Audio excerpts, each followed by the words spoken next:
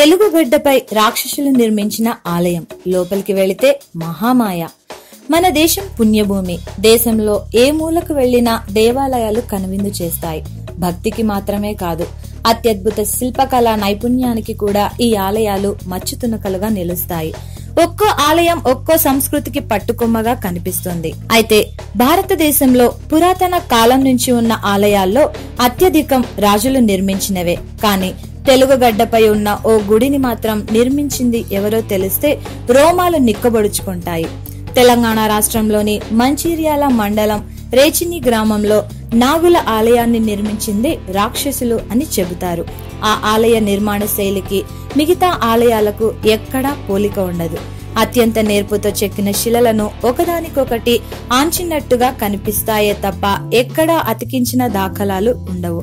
గుడి ఎదురుగా ఉన్న మంటపం నుంచి గర్భగుడి వరకు ప్రతిదీ ఆశ్చర్యం కలిగిస్తాయి. ఇది ప్రధానంగా శివాలయం. రాక్షసులు శైవ ఆరాధకులు కాబట్టి ఇక్కడ శివుడికి ఆలయం నిర్మించినట్టు చారిత్రక ఆధారాలను బట్టి తెలుస్తోంది. అయితే ఇక్కడ శివలింగం చుట్టూ ఉండే పానవాటి ఉంటుంది. కానీ శివలింగం ఉండాల్సిన చోట ఖాళీ స్థలం దర్శనమిస్తుంది. ఇక ప్రతి బండరాయిపై నాగుపాము బొమ్మలు కనిపించడం గమనార్హం. ఈ బండరాళ్లు మానవ మాతృలు మోయలేరన్న విషయం చూస్తే అవగతమవుతుంది. షాక్ కలిగించే అంశం ఏంటంటే ఈ ఆలయంలోకి ఏడాదికి 2 సార్లు మాత్రమే భక్తులు వెళతారు. నాగుల పంచమి, నాగుల చవితి దినాల్లోనే భక్తులు ఈ ఆలయంలో పూజలు నిర్వహిస్తారు. సంవత్సరంలో మిగతా రోజుల్లో కనీసం ఈ ఆలయం దరిదాపులకు వెళ్లాలన్నా భయపడిపోతారు. కనీసం పూజారులు కూడా ఈ గుడి వద్దకు కనిపించరు. మరో ముఖ్యమైన విషయం ఏంటంటే రాక్షసులు రాత్రికి రాత్రి ఈ ఆలయాన్ని నిర్మించినట్టు స్థానికులు చెబుతుంటారు.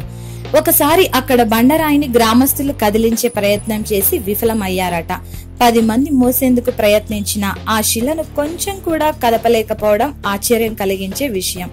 రాక్షసులు తప్ప మరొకరు ఇలాంటి కఠిన శిలలను మోయలేరని, వాళ్లే ఈ ఆలయం నిర్మించారని ప్రచారంలో. Please subscribe to public talk TV. Please subscribe Public Talk TV. Please subscribe to Public Talk TV.